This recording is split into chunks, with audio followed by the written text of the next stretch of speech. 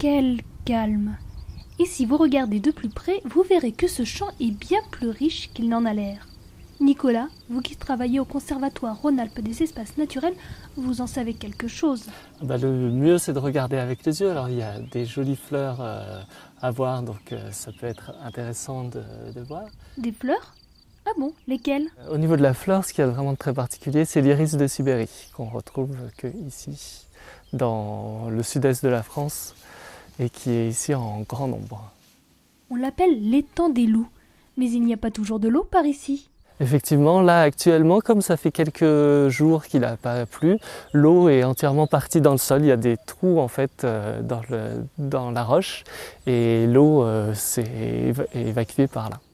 Nicolas, entre temps et marée, ça veut donc dire qu'au fil des saisons, ce lieu a plusieurs visages? Eh bien, les saisons, alors au printemps, ça fleurit assez tardivement. On va trouver des moments plus colorés à partir du mois de juin, du début de l'été et pendant l'été. Ensuite, je dirais pendant l'automne, ça va être plus les feuilles vont un peu roussir, donc on a aussi à nouveau des couleurs différentes. Et puis c'est là où l'étang peut arriver à se remplir. En automne, c'est presque entièrement rempli d'eau.